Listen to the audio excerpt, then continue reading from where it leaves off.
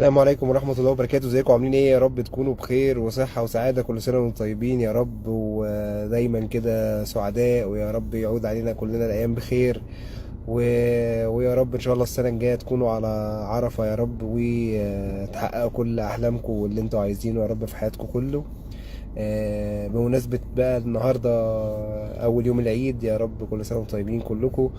الناس بقى والذبايح واللحمة ومنتجات العجول كلها بقى والكبدة بقى والحاجات وبقية الحيوان اللي ساعات الناس بتاكل بقى فشة ومعرفش وكرشة وممبار وحاجات كده.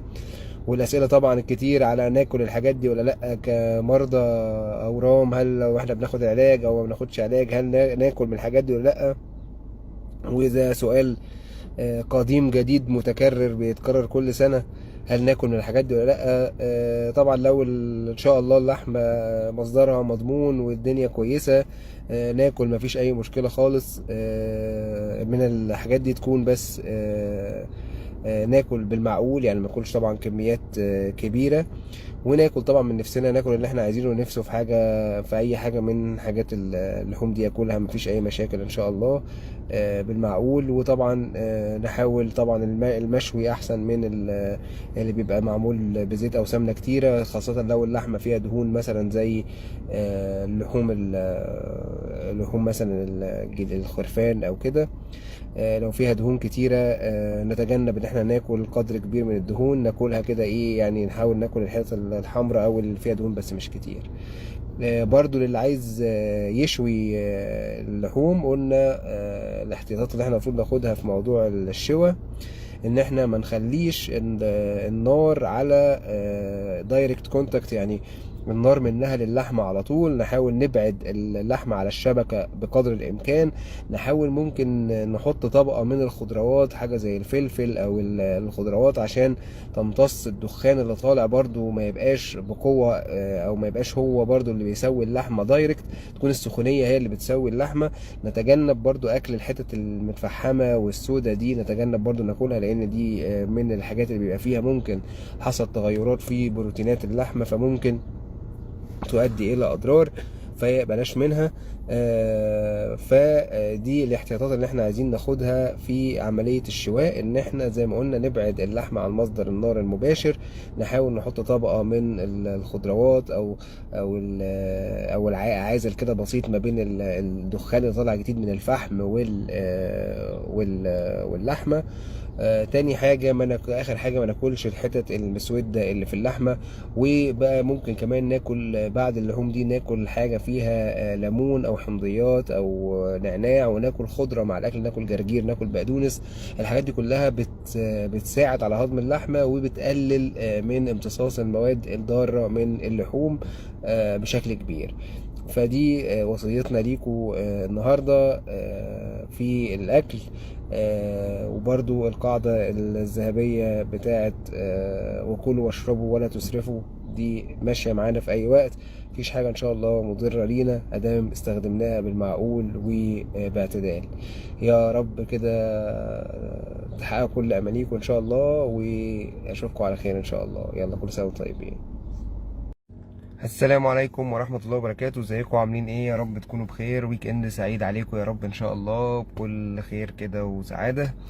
النهاردة نرد على اخر سؤال سبناه في سلسلة امسك مسارتن اللي احنا بدأناها. موضوع النهاردة عن اللحوم والمشتقات بتاعتها بقى، لحوم بقى كبدة ومخ بقى والحاجات اللي ايه، كل انواع اللحوم اللي بتيجي من الذبائح اللي احنا بناكلها، وهنسيب اللحوم التانية غير اللحوم الحمراء يعني، واللحوم الحيوانية نسيبها، بقيتها بقى اللحوم البيضاء والحاجات دي والبط والفراخ والسمك، دول نسيبهم في حلقة لوحدهم ان شاء الله. النهارده هنتكلم على موضوع اللحوم، بس انا عايز انوه بس عن حاجه بسيطه. لما بنقول في عنوان الحلقه او السؤال اللي قبلها بيوم امسك مسرطن، وبحط كذا حاجه جنب بعض، مش معناها ان الحاجات دي مسرطنه كلها او كده، لا، احنا حاجات فيها، في حاجات بتبقى مسرطنه في حد ذاتها، في حاجات فيها لو اتعملت بطريقه معينه بتبقى مسرطنه، في حاجات مش مسرطنه خالص في اشكالها الطبيعيه اللي احنا بنستخدمها في شكلها الطبيعي. فمش معنى ان انا كتبت امسك مسرطن وفتحت قوس وكتبت كذا حاجه معنى الحاجات دي ان هي مسرطنه، لا. الحاجات دي في منها مضر، او في منها لو اتعالج بطريقه معينه بيبقى مسرطن او بيرفع من معدلات الاصابه بالسرطان، وفي حاجات استخدامها في معظم اشكالها ما بيبقاش بيسبب ضرر او سرطان لا قدر الله. نمسك بقى اللحوم في ناس كتير قوي عندها كونسيرن عليها، وانا الصراحه مش عارف الكونسيرن ده جاي منين. الابحاث اللي طلعت على اللحوم الحمراء، الاستخدام المفرط في اللحوم الحمراء بيبقى فعلا مضر وبيرفع من معدلات الإصابة بالسرطان في غالبا الجهاز الهضمي، المعدة والقولون بصفة يعني خاصة، برضو في البنكرياس والحاجات دي. بس اللي هو معظم اللي هو الباول تراكت اللي هو الجهاز الهضمي، لو استخدام مفرط من اللحوم الحمراء بيرفع من معدلات الإصابة بالسرطان، وهو من عوامل الخطورة فعليا. لكن خدوا بالكم يا جماعة، احنا اتكلمنا مع بعض كتير جدا في حاجات ثبت بالتجارب انها برضو بترفع من معدلات السرطان بالاستخدام المفرط، زي مثلا لسه قايلين على موضوع الألبان، ان هم لقوا ان في ارتباط ما بين استخدام المفرط للألبان والإصابة مثلا بسرطان الثدي. وقلنا دي تجربة كانت تجربة صغيرة ومش على ناس كتير، وكانت تجربة للخلف مش لقدام يعني، فما قدرناش برضه نحكم بصفة قطعية عن كده. ولكن اللحوم الحمراء فعلا في كتب كتير جدا، في دراسات كتير جدا ربطت ما بين الاستخدام المفرط منها والإصابة ببعض أنواع السرطانات، وخاصة في الجهاز الهضمي. فعشان كده الاستخدام المعتدل منها 3 مرات في الأسبوع، كمية عادية. البروتين بتاعك مثلا انت شوف وزنك كام كيلو، ممكن ناخد جرام لكل كيلو، 2 جرام لكل كيلو، مش فارقة كتير يعني، لأن برضو الباقي هيمشي. مفيش مشكلة خالص من اللحمة، استهلاك اللحمة العادي، تاكل مشويات، تاكل كباب وكفتة أحيانا، الحاجات دي ما فيهاش مشكلة في الاستخدام الطبيعي. لكن مثلا مش واحد عايش مثلا طول عمره على اللحمة، مثلا ياكل لحوم بس. برضو من الحاجات اللي احنا مثلا كنا بناخد فيها كونسيرن على الكيتو دايت او اللي هو الكارنيفور، ان هو يستخدموا لحوم بس، يعني ممكن يعيش على اللحمة، ياكل له مثلا نص كيلو كل يوم لحمة فقط، من غير عيش بقى، من غير كربوهيدرات، من غير مشاكل حاجات تانية. فلا، ده اللي احنا ممكن نعمل لينا عليه فعلا كونسيرن، الاستخدام المفرط من اللحوم الحمراء. فخلاص موضوع اللحوم الحمراء محدش يكتب لي ان هي ممنوعه، اللحوم الحمراء مش ممنوعه. اللحوم الحمراء الاستخدام المعتدل منها ما فيهوش اي مشاكل، الاستخدام المعتدل ما فيهوش اي مشاكل، مهما كانت اللحوم دي بقى جايه منين، جايه من عجل، من جاموسه، من بقره، من خروف، من جمل، معزه، اي حاجه. دي منطقه اللحوم الحمراء. طب نيجي على بقى حاجه اسمها اللحوم المصنعه، ودي اللي عليها بقى فعلا كونسيرن اكيد، ان اللحوم المصنعه بترفع من معدلات الاصابه بالسرطان في الباول تراكت اللي احنا قلنا عليه، اللي هو الجهاز الهضمي، وخاصه البنكرياس والمعده والقولون والمستقيم، وحتى كمان في الرئه والثدي كمان. دي ابحاث اتعملت ولقت ان اللحوم المصنعه بترفع من معدلات الاصابه بالسرطان بشكل كبير جدا وبشكل مؤكد. فاللحوم المصنعه دي زي ايه؟ زي البرجر والسوسيس والبسطرمه والسلامي والمعرفش الحاجات دي كلها، اللي محطوط عليه مواد صناعيه، وخاصه ماده النيتريت. ماده النيتريت هي ماده مضره جدا، ماده مضره اثبتت الابحاث ان هي ليها علاقه مباشره بالاصابه بالسرطان. ماده النيتريت موجوده في اللحوم المصنعه، وفعلا بتسبب ضرر مباشر للانسان. فنتجنب اللحوم المصنعه بشكل كبير، خاصه لاطفالنا يا جماعه. الاطفال اللي بتشبط في البرجر والسوسيس والفاست فود والحاجات دي، يا ريت ما نطوعهمش. لو مره مرتين في الشهر ممكن، يعني برضو يعني على واحد من نفسه، ولا واحد طفل شبط في حاجه زي دي من نفسه، مثلا مره 2 في الشهر ماشي. نعمل الحاجات دي في البيت، الحاجات دي ليها طرق بتتعمل في البيت، نعملها في البيت، نعمل البرجر في البيت من لحمه طبيعيه، او ساعات في محلات بتعمل البرجر طازه، وبرجر لحم صافي وما فيهوش نيتريتش، مش مجمد ومش مصنع، ممكن نستخدمه، ونشوف المحلات دي فين ونستخدمه. لكن الاشكال التانية المضاف عليها مادة النيتريت، والمضاف عليها حاجات في أثناء تصنيعها، ممكن تعرف من الفاكت شيت اللي بيبقى ورا في أي منتج من المنتجات دي. الحاجات دي خطر جدا جدا جدا. في ناس بتعيش على الفاست فود، في ناس بتعيش على البرجر والحاجات المجمدة دي يوميا، ياخدها 3-4 مرات في الأسبوع. الحاجات دي قاتلة يا جماعة، بتسبب أمراض كتير جدا، مش بس كانسر، لكن الكانسر هو أخطرها وأهمها. قلنا ايه تاني؟ قلنا بقى بقيه مثلا واحد يقول لي ناكل كبده ولا لا. الكبده دي عليها كونسيرن من زمان جدا يعني ان هي فيها مشكله ان الكبد نفسه هو منقي او فلتر السموم بتاع الجسم.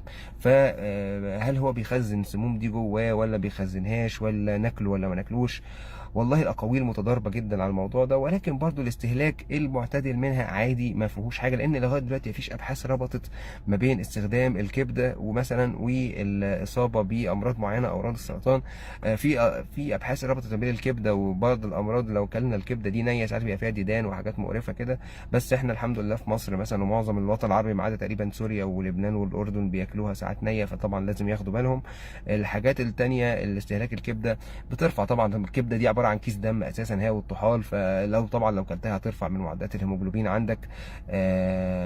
ولكن برضو الاستهلاك بتاعها يبقى استهلاك معتدل مش افراط فيها، يعني ممكن مره في الاسبوع، مرتين في الشهر برضو عادي، لان مفيش ابحاث مؤكده ربطت ما بين استهلاك الكبده والاصابه بالسرطان.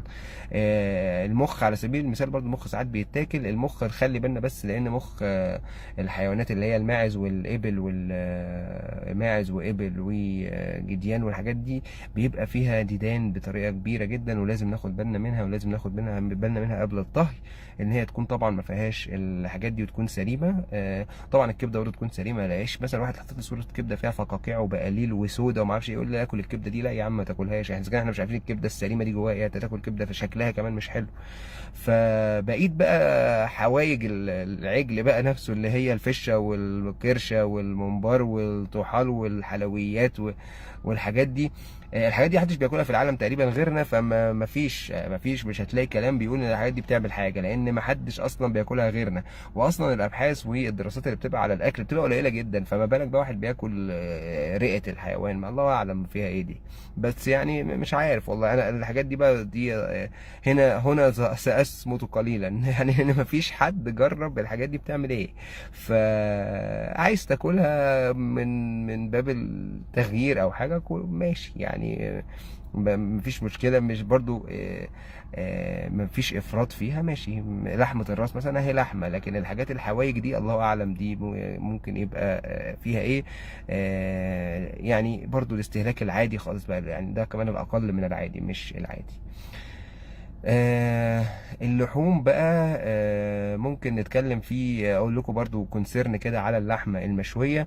زمان كان دايما يقول لك كل مشوي وكل مسلوق، المسلوق جميل جدا والمشوي كمان مفيد وجميل. المشوي بس يا جماعه ناخد بالنا من الاكل المشوي، ان احنا ما نعرضهوش مباشره لنار الفحم للفحم مباشره. قلنا قبل كده ان احنا ممكن نعمل كذا طريقه للتحايل على الموضوع ده. ممكن نحط اول طبقه تبقى عباره عن خضار، خضار فلفل طماطم بصل معرفش ايه، ونحط اللحمه فوقها. نبعد اللحمه بقدر الامكان عن اللهب مباشره بتاع الفحم، لان الفحم ده برضو بيطلع حاجات مضره جدا. الابخره اللي مطلع دي بتبقى مضره. تعريض اللحمه اصلا للحراره العاليه قوي دي مره واحده برضو في كونسيرن ان هو بيغير في الستراكشر بتاعت البروتين. واذا كان موضوع برضو لسه الكونسيرن عليه ان هو انت مش هتستفيد من البروتين بس مش هيبقى مضر او مسرطن. الحاجه الثالثه الدهون اللي بتبقى محروقه دي طبعا نتجنبها، وانا عارف ان انتوا بتحبوها وبتاكلوها، يعني كلك 2 جرام بقى ما تزودش. ما تقعدش مثلا تروح جايب حته دهنه كده مشويه جميله كده تروح واكلها، انا عارف انها حلوه والله بس ايه بلاش يعني، لان دي بيبقى فيها برضو مواد متحوره ومتحلله من البروتين والدهون تتحول، وما نبقاش عارفين الامباكت بتاعها على جسمك هيبقى عامل ازاي.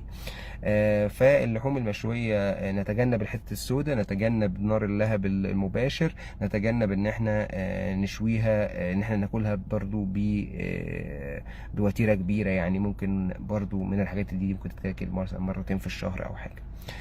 ناس بتسأل برضو على موضوع حفظ اللحوم في الفريزر او ان هي تتجمد وتتفك وكده. برضو الكونسيرن على الموضوع ده هو ان البروتينز بتاعتها بتقل في الفايده بتاعتها. يعني جسمك مش هيستفيد قوي من الامينو اسيدز والبروتينز اللي بتبقى في اللحمه اللي هي مجمده وقعدنا تفكها مره تاني. اللحمه طبعا اي حاجه في الدنيا تستحسن ان هي تكون طازه، ولكن برضو ما فيش كونسيرن مباشر ان الحاجات دي بترفع من معدلات الاصابه بسرطان معين او امراض معينه. يبقى كده عشان نعرف الخلاصة، اللحوم الحمراء اللحوم الحمراء مش محرمة عليك. اللحوم الحمراء أي نعم قلنا إن هي ممكن ترفع معدلات الإصابة بسرطانات الجهاز الهضمي، ولكن ده بالاستخدام المفرط منها. مفيش أي مشكلة تاكلها من 2 ل 3 في الأسبوع، حتة كده على قدك، جرام أو 2 لكل كيلو جرام من وزنك. دي اللحوم الحمراء. اللي قلنا الكبدة ممكن، وتأكد إن هي سليمة، هي والمخ تأكد إن هم سلام، مفهومش حاجات ظاهريا كده. وبرده ما فيش اكل كتير منهم. بقيه حوايج الحيوان، الفشه، ممبار، ما اعرفش ايه، الحاجات دي مفيش عليها ابحاث او دراسات تمام، ومش هيبقى عليها ابحاث ولا دراسات، فبرضه عايزين نستخدمها في المعدلات الطبيعيه. الاكل المشوي قلنا ان احنا نتجنب تعرضه للنار بطريقه مباشره، نتجنب الحتت المحروقه، نحط طبقه من الخضروات قبل ما نخليش النار ننور النار على طول. وبرده الاستخدام بتاعه ممكن مره في الاسبوع او مرتين في الشهر. اللحوم المصنعه هي فعلا مسرطنه بطريقه مباشره، نتجنبها تماما خاصة للأطفال إلا في أضيق الحدود. أرجو أن أنا أكون وضحت موضوع اللحوم، وأشوفكم في حلقة تانية، وامسك مسارت. يعني باي باي.